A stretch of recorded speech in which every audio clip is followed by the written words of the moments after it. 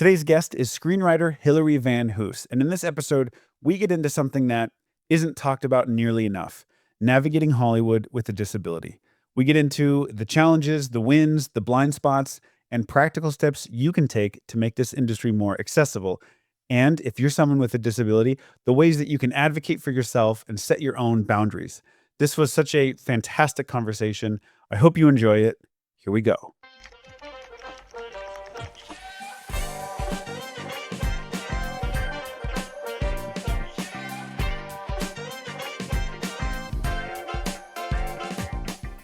All right. Welcome to the Story Series, the podcast for writers who break the rules.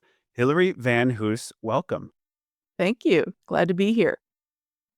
You wrote an article, The Most Underrepresented Type of Diversity in Media, Disability. I want to use that as a launching point to this conversation. But before we get there, I'd love for myself and listeners just to get to know you a little bit better. So if you could, how did you get your start in the industry?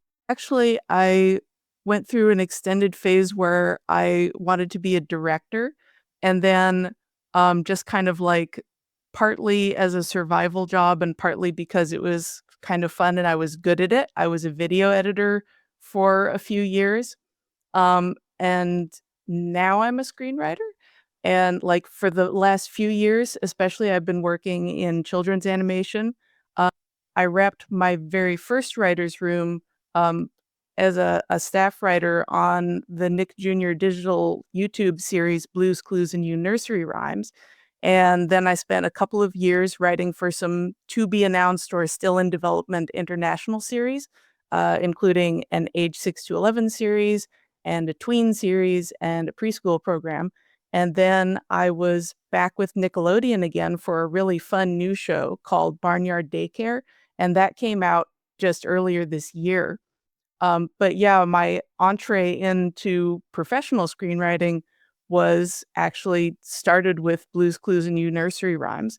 Before that, I was just like writing samples and entering contests and things like that as a writer. Somewhere along the way, you got the idea, or you got this push within yourself to write this article. Could you talk about what drove you to write it? It was a combination of a couple of things. One of which was at the same time that I was um, doing the research to write it and like thinking about writing the article, I had just applied for the very first time to a disability-based uh, entertainment industry fellowship, which at the time was the Respectability Summer Entertainment Lab. Now, Respectability is called Disability Belongs, and they have a lot more labs. Like they have the Summer Lab, they have a whole like entertainment media set of fellowships, and they actually had at least one children's media content lab, which the first year I didn't apply to it because it didn't occur to me that that people who had done one of their labs could do another one. And then the next year I applied, I got accepted, but that was when a lot of the strikes happened, and so they said, "Oh, we're going to delay this indefinitely, just so we don't step on any toes." And then after like a year, they were like, "Yeah, this it's too long. We're not doing it anymore. Sorry." Um, but like it was a huge honor to get accepted to the program. I just wish that like I'd actually been able to do that program. Um, but anyway, going back to thinking about the article, so that was going on. That was like the first time I had ever in any way openly admitted to just the idea that I'd have a disability at all, much less like in a career context. Because, the default for the longest time for most people who have any kind of disability is to like try as hard as they can to hide it, basically, because there's very heavy employer and other discrimination against that in general. But the other thing that coincided with that was we were a year into a global pandemic, and not only were a lot of people working remotely or not working at all because of various industry things that had happened. Like when the pandemic first hit Los Angeles, I was working in a nightclub that had like 200 something people in it. I was like a producer video editor there. And obviously you can't run a big crowded nightclub during pandemic with so-called lockdowns. So all the nightclubs had to shut down that part, like the main part of their business. And that included a lot of layoffs. And so I was sitting around here thinking like, okay, what about when things start back up again? Especially if it happens prematurely while there's still a pandemic going. What about like people who are more medically vulnerable to something as extreme as COVID or other things that are similarly problematic? And so watching a lot of people suddenly become like COVID safety coordinators on set, and this being like a whole new type uh, of accessibility coordinator, and working with existing accessibility coordinators to try and figure out how to make that work, especially in the long term. Um, I really wanted to learn more about what the state of things was and talk to people who had been looking into this or experiencing things and thinking about it in a more critical way longer than I had. And so a lot of the time, the best way for me to learn something is to write about it, whether that's writing like a magazine or news article or writing a screenplay, because that puts me the most heavily into research mode. Right. And so that was kind of the big impetus behind writing the article was I thought, okay, if I interview people and I do the deep research I need to put together even a short article, that will give me a much better idea of what I'm dealing with. And also, I got to interview one of the people who had just interviewed me for the respectability program because I thought, oh, here's an expert that I have contact with. You know, even though I'm like waiting to hear back from this program, I wonder if they'll let me like interview them about what work they do. So it just kind of all coalesced at that Yeah. very unusual moment in our industry. What surprised you most about the research that you were doing as you were putting your article together? And once again, just the title of the article, The Most Underrepresented Type of Diversity in Media, Disability.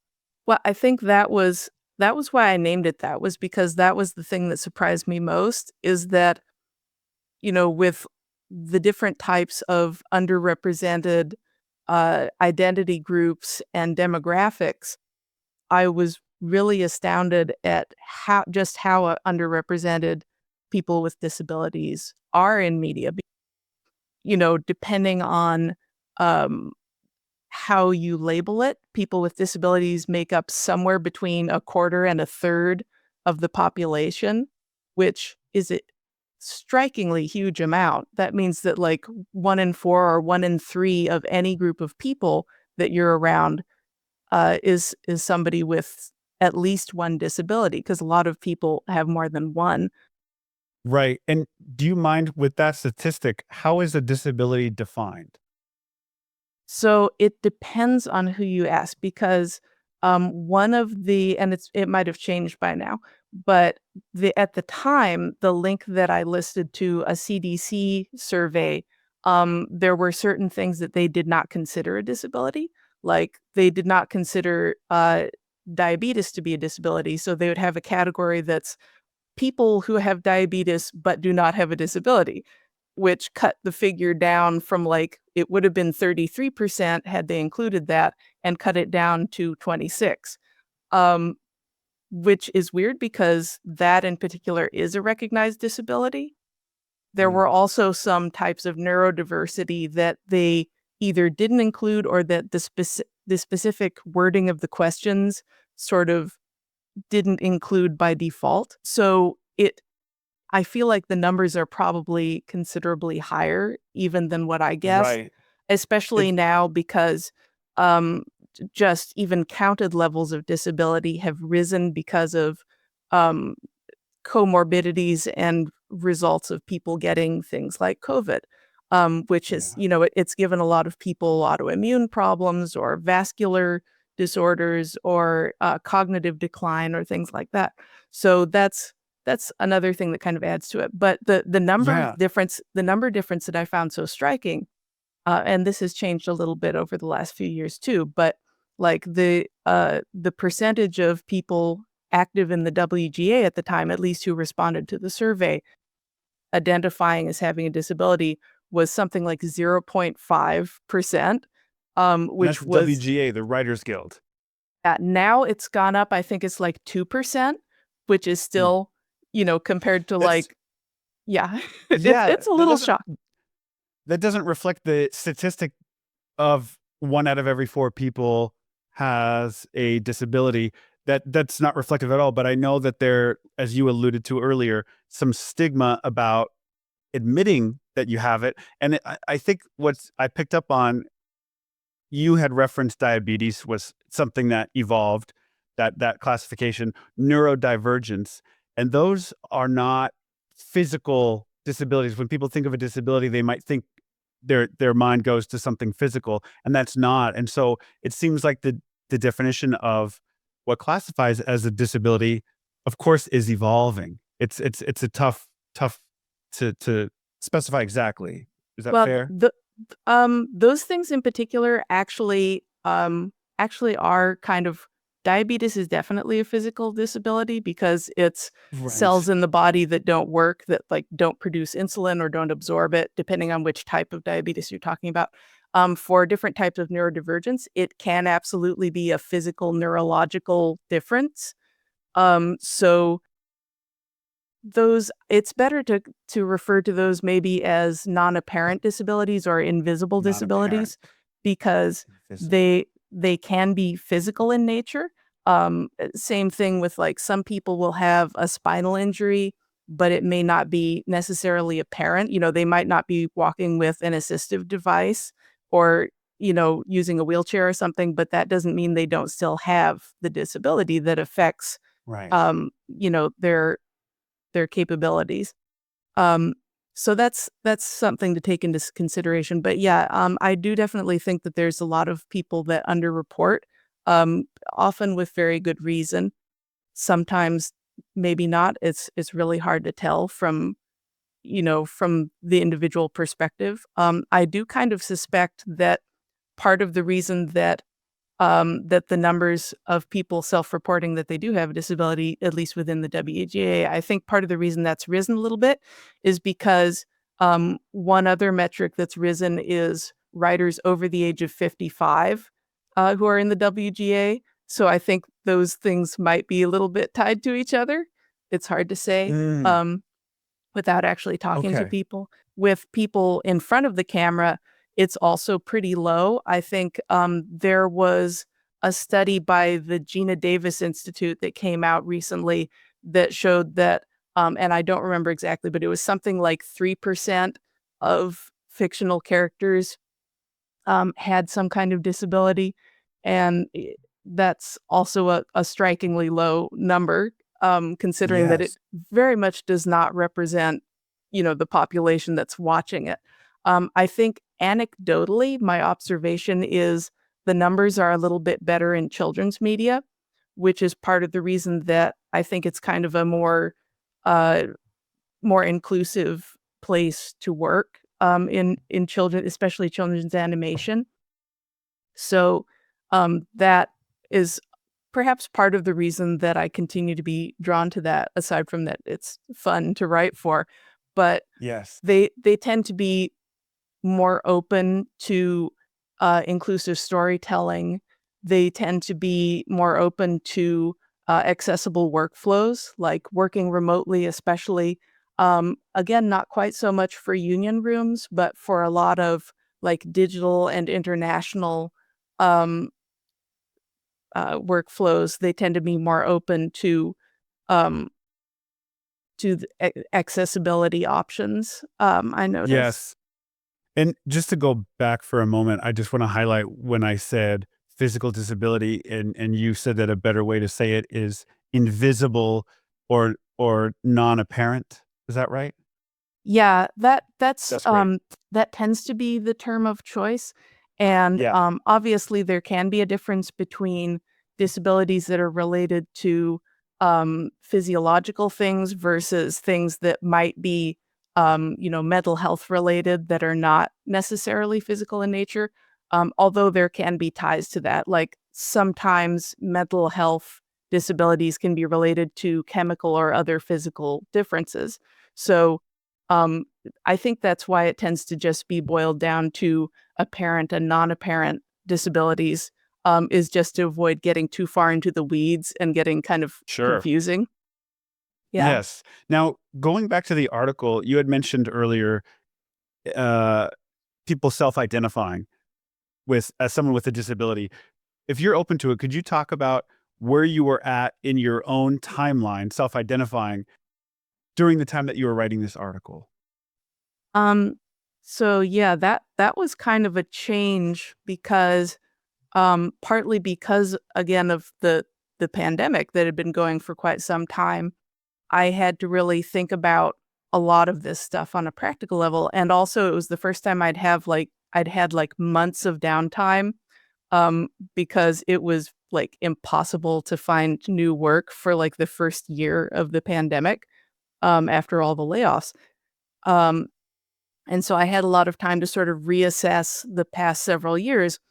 And it occurred to me that the the inaccessibility and a lot of what's often referred to as ableism, which is just kind of like consciously or unconsciously being biased or kind of it covers a lot of territory. But basically there were a lot of things about previous jobs I had had that in retrospect, because at the time I was trying to think of myself as not having any disabilities, um, or doing that thing where like, "Oh, no, I have, like they give me special abilities," or whatever, which is basically just, like, ways to overwork yourself or make yourself do th do work that's not accessible because you think, like, "If I work 4 times as hard as someone who doesn't have a disability, then that makes me even better at my job and even more of a like, an excelling person because look what I overcame." But, it doesn't really work that way. You just end up, like, breaking down your health more and more and just, like, running into situations where on the few occasions where there are things that you absolutely can't do, but you don't want to explain why on a really specific level, you end up encountering, social difficulties and management difficulties. And, so in the end, it had finally occurred to me it was better to recognize and own, what parameters I needed to function and, make that part of how I work and kind of wrap that into all of my future work and all of my future workflows and conversations with employers and things like that in some fashion. Because there's still like, there's such a thing as disclosing too much or like too rapidly, or it's all kind of a dance. But basically, what it came down to is um, being in denial wasn't working. So I had to do something else, and that's always the way it is you try something, possibly even repeatedly, and finally you have to recognize this is not working. I need to try something else that will hopefully work better. That brings me to something I wanted to ask you about, something that a studio or a head writer or a showrunner can enact tomorrow to make a real difference. Well, I think the most obvious one is hiring more writers who have disabilities. And granted, that might be slightly difficult because there are people who don't want to disclose, but just a lot of hiring people for a writer's room. Like, say you're a showrunner, you want to essentially cast your writer's room because that's a lot of the time what they're doing is they're sort of casting different roles in the writer's room. Yes. They look for people who have different types of expertise. So, like, you might, you might look for someone who has a medical background. You might look for someone who has a background in the law. You might look for someone who has a background in the military. Another thing that you should add to that is people who have not just one type, but multiple types of disability. And yeah, sure, you can find people that are both. Like there are plenty of people who have a background in the military and some kind of disability. Totally fine to just, get people that fill multiple things that you're trying to cast for. But the point is, don't have just like one woman in the room, one person of color in the room, one person with a disability in the room. Like have an interesting multifarious collage of people that are, more than one, Not and especially performative. right, not just like a representative person, and especially because people that you might cast for different representative categories, um, each of these categories is not a monolith. One person cannot speak for everybody. So like Right. a yeah, so like a person who has um a chronic pain uh, disability is not going to be able to speak to someone who has, any other kind of disability. And I'm going to go back to, because I see a lot of memes about it, I'm going to go back to people that don't bother to even like talk to a diabetic before they write a scene where someone like injects themselves with a random amount of insulin without measuring it, without like seeing what their blood sugar is, all that Yeah. kind of I stuff. mean, Like that's irresponsible. the other thing too is like not just hiring people to be staff writers. They can also hire consultants. They can hire, I know this is something that people don't do anymore, but you can in fact hire freelance writers, like actual freelance writers, instead of just pulling from within your own room. Like, do any of the PAs happen to have experience in this so we can hire them as a free? No, go out and find a freelancer. Hire a real freelancer that has experience that you Yes. need. That's an option. So that's definitely something that showrunners can do. They can also have influence in casting, and there's a couple of ways they can go at it, which is it can be really helpful to cast people for, cast a person who has a disability that is for a role that wasn't maybe necessarily written for someone who has a disability, but there's nothing in the script that strictly says they don't have a disability, and vice versa. Casting choices are something that showrunners have influence on. So I would encourage both casting more people who have disabilities in general and writing parts that specifically have to do with, have a character who has a disability. Like the story doesn't necessarily have to be about a disability, but having it be included in some way. Um, either through like a tiny bit of dialogue or just visually in the background. Like, um, there are things that can be non apparent disabilities, but can be dramatized visually in some way. Like, say you have an autistic character, you could have that actor. Without necessarily writing into the script, but you could have them just stibbing while they're doing something, playing with a fidget toy or whatever. You have a diabetic character. You could have them in the background doing a finger stick blood sugar test. You could have someone with, there's a whole bunch of options, ways to do that. It just takes a little bit of extra thought to put into it, and Yeah. that's something where definitely having writers with disabilities in the room would help, because it's probably hard to come up with those ideas if you don't know somebody who has one of those disabilities, or if you don't have one of those disabilities yourself. But if there are people in the room, or people that are consultants, or people that you hire as temporary freelancers who have that kind of insight and can provide that, then that can be really helpful for, adding those little bits of extra drama and information. Yeah. Well, on the subject of visibility, you mentioned casting and writing characters on screen, whether they're in the background or the forefront, whether it's a part of the story or not part of the story, it's just there. What are the biggest mistakes that you see when depicting disabled characters or tropes that need to just disappear? I think it tends to be ones that it's either written kind of not in good faith as a stunt, where it's just like, oh, we just gave this character a disability to heighten the drama, but we didn't actually do research. And Mm. there are ways that shows, like where uh, a character with a disability will do something that would in real life cause that person to die, or with if it's a neurodivergence type disability, doing something that is just wildly out of character or is highly exaggerated. A couple of the examples that someone I interviewed in the article you mentioned pointed to people on the autism spectrum speaking in a monotone, kind of robotically, or just being incredibly antisocial instead of being a little bit more withdrawn or reserved, or honestly just kind of traumatized by previous social interactions and trying to mask. And Mm.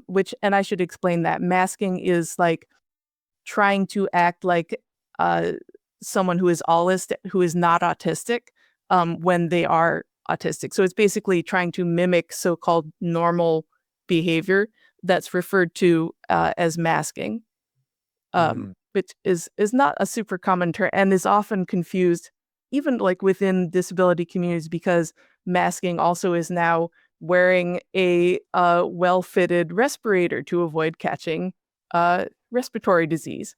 So there's Yeah.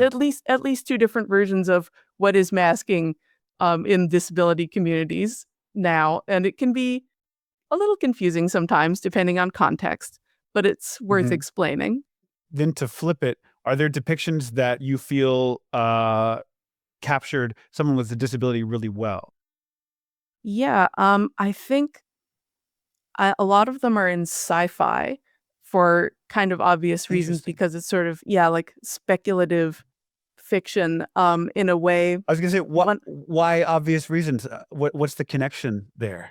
well, because going back to like the stated reason a few years later after it was created that Rod Serling created the Twilight Zone was that he basically said he wanted a way to talk about really important social and societal and political issues, but the only way he could get away with doing that was to veil it in the metaphor of fantasy and science fiction. So, like, instead of, um, you know, an immigrant community, it's space aliens, or instead of, a person with a disability, it's someone using technology that's, makes them a cyborg in some fashion. Which there's a lot of crossover there. Right. I mentioned in a past talk that one of my favorite sci-fi examples from now pretty long time ago was in a number of ways was Geordi LaForge from Star Trek: The Next Generation, because um, this character has a disability, in his case, blindness, and he uses an integrated assistive device, which is his visor, which in some ways technically makes him a cyborg because he's using something that replaces an essential function of his body. But um, it also fits organically into the story as one of the more effective and multifaceted characters on the show. And so this illustrates, at least in sci-fi, how smoothly a character with a disability can just fit into any type of narrative if someone puts a little bit of thought into creating and writing the character. Um, and I think a lot of people wouldn't necessarily jump to Geordi as a character with a disability and a main character on one of the most popular shows from the last century, but it is true. And it's Yes, absolutely. Now that you mention it, it makes sense, but that's not the immediate connection. no, but they did actually have um I can't remember the name of the episode. It was something like the Masterpiece Society. They had a whole episode that basically boiled down to uh the fact that Jordy had this disability and that technology had been come up with to as an assistive device for him ended up saving an entire planet full of people who had spent their multiple generations trying to have no disabilities of any kind because of selective breeding. And that was an interesting way to look at through sci-fi goggles, a way to look at that idea of, necessity is the mother of invention. And that was a very specific example of it.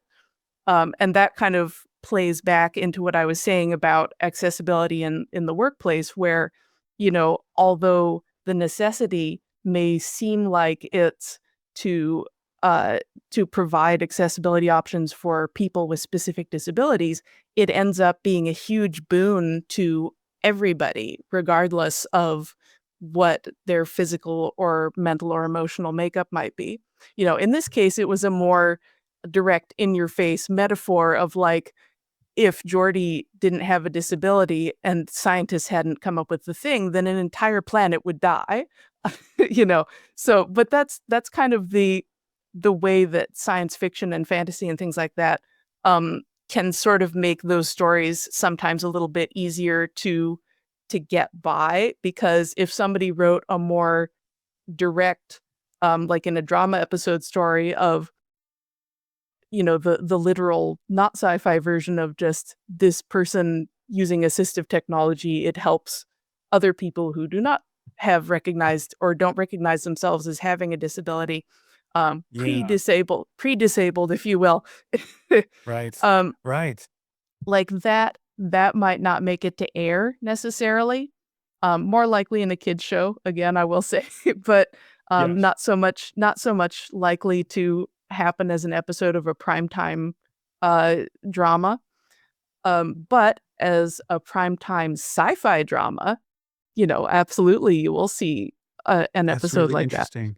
Yeah. Let me ask you, I know this isn't one size fits all, but if you're a manager and you think that a member of your team might need some assistance, but there's a reluctance for that person to bring it up, at least that you're sensing, because like we talked about, there is that stigma. What's the best way to start a conversation like that?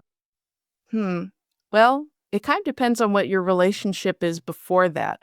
Um, if you're like a brand new manager and you don't know anybody, a couple of ways to go at it could be to have just general introductory conversations with everybody. Some people might still find that intimidating. So another way, just off the top of my head, because there are probably actual accessibility coordinators that have actual ways that they know work, that are better than ideas that I can come up with right now. But another idea that comes to mind, just off the top of my head, is you could do kind of like an anonymous survey of your employees and say, what are things that would make your work um, more accessible or more efficient, or would just allow you to do your work better, or would give you enough work-life balance where you wouldn't be, distracted in your work because you're constantly trying to find ways to do your life stuff that you don't have time for. Um, and I bring that up specifically because um, a lot of people who have disabilities need to do somewhat more frequent medical appointments than people that don't necessarily have disabilities. And one of the issues with that is if you start driving to work at 8:30 in the morning and you leave work sometime between 6 and 9 at night, and doctors' offices are only open from like 9 to 3 or 9 to 5, like, Right. and you might get different feedback from either talking to people or from an anonymous survey or whatever method you use. And it could be anything ranging from some people, and some people might want a standing desk, others might not. Some people might want screen reading software. Some people might want Mm. speech to text software. And again, others might not. Some people might Yeah, need I like that. some people might need, let's say you have a giant open floor plan workplace. A lot of, especially startup minded media companies do.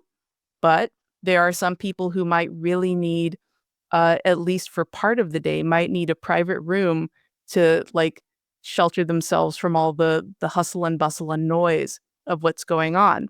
And that might especially be neurodivergent or autistic people. Um, Yes. or just, people with anxiety issues or things like that. Um, they might need a temporary one. They might need like a quiet room that they can just like go to for a few minutes sometimes. They might need a private office, which granted that's a bigger ask. But it just depends. Yeah. They might need accessibility to some kind of food or like have it nearby. Because like if they have some uh again going back to diabetics, like if they have a sudden blood sugar drop and if they're in like a computer clean room type editing room, they might need to walk not too far to get to where there's food to jack their blood sugar back up again by eating Right. something. Another person that I interviewed in the article was somebody who found the way that writers' rooms that she was in inaccessible to her as an autistic, partially because of pacing, partially because it was like entirely verbal and there was nothing like visual for her to latch onto, and that was something she needed. And she found that in her case, it worked a lot better for her to participate in something like a writer's room remotely, like over a Zoom call, because there were days when she had issues with verbal processing or speech things, and so it worked a lot better for her to be able to type out what she wanted to say. Um, Yeah. and so there's a lot of things like that. And then going back to, you know, we're 5 years into COVID now, and there are people who are immunocompromised and either have to wear like a respirator while they're in a group thing or work remotely. Yeah. And that's an accommodation that can be heavily discouraged in a lot of workplaces, of just like, say you have a writer's room where there's 10 people who are in person. Well, you could still have, the couple people that need to work remotely for one reason or another. You could have them appear as a telepresence, either like on an iPad or a Mhm. laptop over Zoom or whatever. Now, let me just flip that.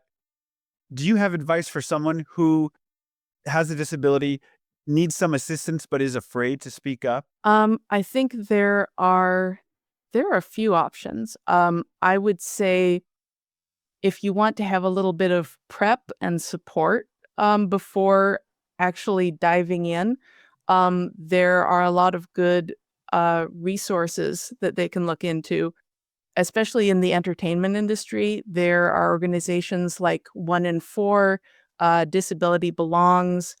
I'm blanking on one of them that's like one of the big three. Um, that's something rather accelerator program. Oh my gosh, that's embarrassing. But yeah, and then there's another one. Ask Jan is a website that the whole website is basically just what are some accommodations, and I think it's just askjan.org. And the whole website is basically just a series of resources that tell you what are some accommodations that are commonly asked for different types of disabilities. And they have hundreds of different pages for different Mm. disabilities. And then they have different resources of like what are legal resources, what are, um, you know, job related resources. And those are really good ways to gather information.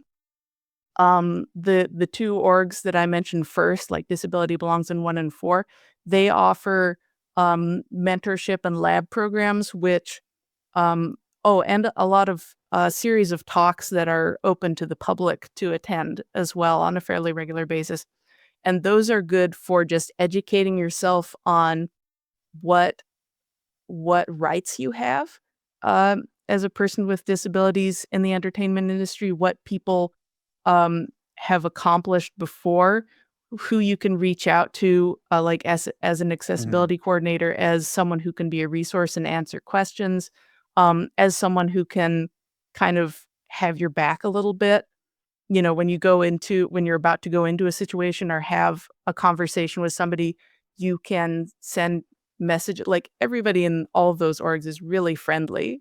I'm not kidding. They will answer your email if you ask like, I'm about to negotiate this thing with my boss that's doing an entertainment thing, great. like, and I want to do this, like, help me. They will answer more often than Fantastic. not. Yeah, so Yeah. those are all really good resources. So you don't have to Um, feel alone. you don't have to feel alone, and you Yeah. can crowdsource information too Right. from different groups on social media. A lot of Discord servers, a lot of various groups have subsets of them that are for people with disabilities now, and that's a pretty recent thing actually. But those can be sort of like mini communities. Um, and I noticed too that people kind of find each other. Like back when I was still an editor, I attended one of the ACE Edit Fest events one year, and I asked a disability-related question during one of the panel talks, and three different people right after during the mixer section came and found me and said, "Hey, we all have the same, disability that you mentioned," and so we all just instantly became friends and sort of colleagues and, kept in touch with each other. And that was a way to find community, was asking a question at a panel talk. And, people came and found me. I think that's So great. there, And we'll make sure to put some of those links in the show notes too. I would say also, um, it's often recommended to sort of like try out conversations with just like your whoever you trust, friend, family, significant other, whoever's opinion you value. Just That's try very out. good. Yeah. Yeah. And that's helpful Yeah. for anybody too, about to have a tough conversation. Hilary, I like to close every conversation by asking about a rule in our industry, whether it's a career rule or a written rule that you believe is worth breaking. First one that comes to mind, actually, kind of based on the last bit of conversation we just had, is the rule of don't talk to your coworkers about your pay. Break that rule every time. Ooh, good Talk one.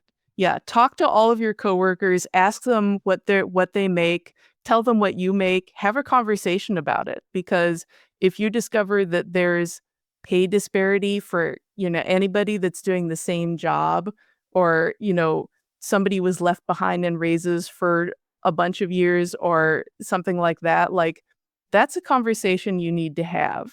And that's something I that turns love into that. like, yeah, that's the sort of conversation that can turn into like collective bargaining and other things that are good Yes. for Well, you as a worker. I think that's one of the best I've heard. I like that very much.